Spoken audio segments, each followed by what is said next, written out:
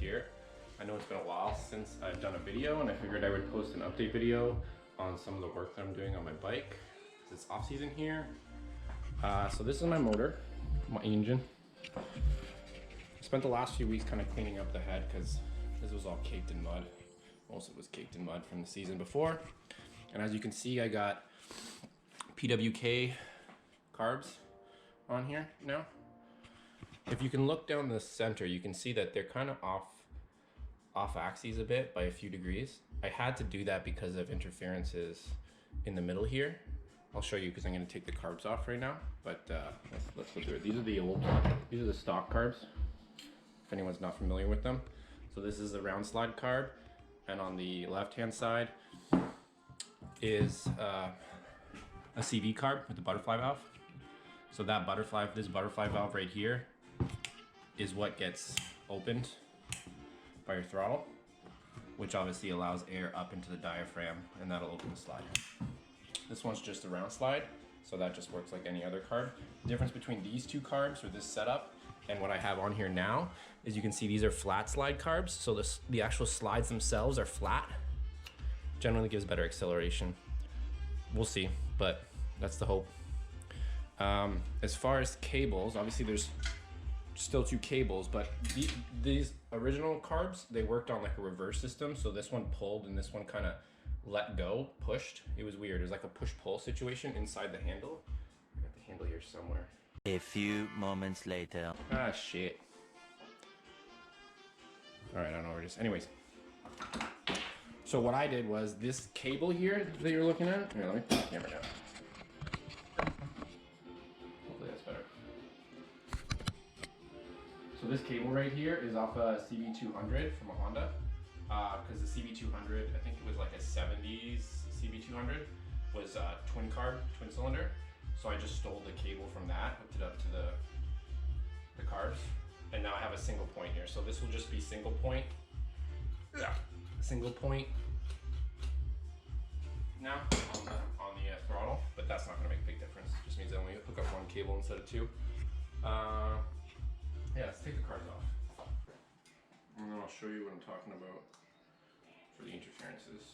So I have to shave a bunch of the side of the carb, basically, right where the bowl seals with the top part of the carb, the top body of the carb.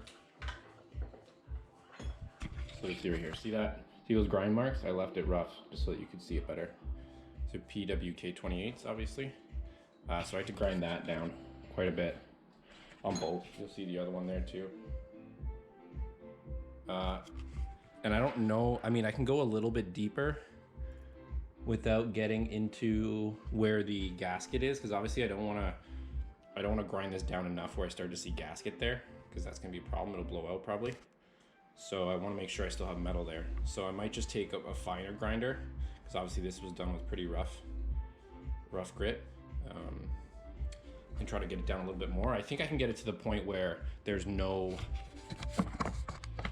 angle to the carbs when I put them on, but it's close. Oh yeah, and another thing I had to do was, okay, so you see right there, this is just a standoff from the casting. There's no actual hole in there. This is not like a vent or anything. I had to cut down that standoff because it stuck out too much on both carbs, because it's kind of like a symmetrical setup, so they ended up hitting each other and meeting each other exactly at an interference. Let me jam this back in. And you'll see, there's me lining up the bottom of the carbs like that. So I mean, they're a few degrees off, but honestly that's not gonna affect performance at all. If you think about it, your bike leans way more than that, and your carbs and your floats still work properly. So I think it'll be okay like this, but I might try to take out a little bit more material in there to try to get them to sit perfectly straight. I think it's possible. I think I can do it. Apart from that, I haven't really ran it with these carbs, so I'm still gonna have to tune them. I have a bunch of jets for them already. So I'm gonna throw different jets in and actually tune it when I get it running. That won't be till the spring, But so far it's going good. And I know everyone hates these stock carbs. I honestly hate them too. But you can see what the challenge is, because look how closely Yamaha nested these together, right? Like they're close. They're like bolted together almost as one unit, right? So it's hard to get two carbs to fit side by side. Part of it too, I think, is because if you see here, the bowl for the round slide carb, that's where it gets the feed for the CV carb from. So there's no like bowl on the CV side, which obviously look at the amount of space that you save by not having a bowl there. Just that vertical tube that goes up, and that vertical part of the carb. So I'm gonna end up selling these, but at the moment I'm kind of tempted to keep them for a bit, just to make sure this setup works and runs well. Another thing I have to deal with is this is obviously the choke on the stock setup, which is very easy to access. Now this, each one has a choke, and this one on the right, it's in the middle. Like you're not gonna be able to get to this at all once this motor's in. So I'm gonna have to create some kind of linkage that goes from the underside of this one, this choke, picks up the underside of this choke, and I can move it from the outside and lift both of them at the same time without binding, because that's kind of gonna be hard because I'm worried about binding it. I might have to just do like an extension off of this one coming off this side. That's like pretty far, like out to here. And then I'll just lift both when I start it. I'll lift them on one side. I'll lift this one on that side of the bike because I should be able to get to that one from this side. And then this one will have an extension that comes off and lifting it. I might do that. We'll see. Apart from that, there's not really much else I can talk about. This is the tire for the YZ250 mod. Tire and rim, brake, and caliper. I'm excited to have this caliper and this brake on because I hated the drum brake on the stock one. And this is obviously a 19-inch rim and tire. So I am gonna get a little bit of height and gearing out of putting this on. So I'm gonna switch the gears anyways because that's 520 sprocket. I'm not running 520 right here because I was using the stock XT last season, XT rear tire. But one thing I still have to do, on top of obviously everyone who knows, I'm still doing like the hard mounts for the shock tower, the rear shock. But I will also have to mount the rear cylinder, the rear hydraulic cylinder for the brake. So I'm gonna have to create a plate that picks up those bolts in the position that is very close to where that rear brake, where the existing rear brake lever is. And I'll just pick up the rear brake lever that's already on the XT350 frame. So that's one thing I'm gonna have to remember to create a bracket for and weld it to the frame prior to powder coating the frame, because I do want to powder coat the frame. I don't know if you guys can see this, but this rim is decently bent here. So I'm gonna probably have to try to round it, make it more round, straighten it, whatever you want to call it. And if I can't, I'm gonna need a new rim. Hopefully I can fix that. Hopefully I can get that fixed.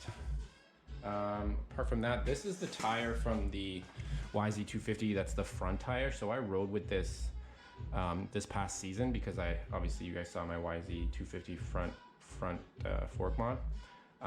And the only issue I had is you can see how many lead weights I needed to balance it. I talked about this in my other video, but it's because there's rim lock and the rim lock's only in one spot. So what I'm doing this season as well, I haven't done it yet, but it's gonna happen in the next month or two. It's gonna take this rim off, this tire off the rim, and I'm going to install another rim lock 90 degrees opposite to the one that's already there. I actually have lightweight rim locks, like aftermarket ones I'm gonna throw in just to reduce the weight a little bit. Not that it makes a huge difference, but I figured if I'm putting into a new rim lock, I gotta use the exact same one that is in there, right, for weight balance. And I didn't wanna use the OEM one because it was expensive as fuck. So I got some nice aftermarket ones. So I'm gonna throw in another one 180 degrees opposing to this, and then I shouldn't need a lot of these counterweights. It should balance a lot easier. So that's another thing to consider when you swap to front forks off a completely off-road bike, because most of the time you're not gonna notice that unbalance when you're riding off-road, but on-road you notice it. So that was something that I didn't expect. And the rear tire doesn't really matter, they say, and I never even noticed it. So yeah, I don't think there's an issue there. These are my front fork clamps, triple tree clamps. The ones for the YZ250. This is the steering stem from the XT250. XT350. So that steering stem was pushed into the triple trees for the YZ250, and then I made this. Bring it over here. This little black thing in here is a sleeve. Ooh, it's super. Made it super tight, but I don't know if you guys can see that, but that's basically just a plastic sleeve that makes up the difference between the inner diameter of the upper triple tree and the outer diameter of the shaft of the XT350 steering stem, because those are different diameters, and it's a very small difference. So I made this that basically makes up the difference, and I 3D printed it, and I did it a bunch of different times so that I could get it perfect. You can see this is like perfectly clearance fit, like it's just tight enough to get in there. And I've had this in there for the whole season, and it doesn't seem to be wearing or like breaking, or there's no serious load on this.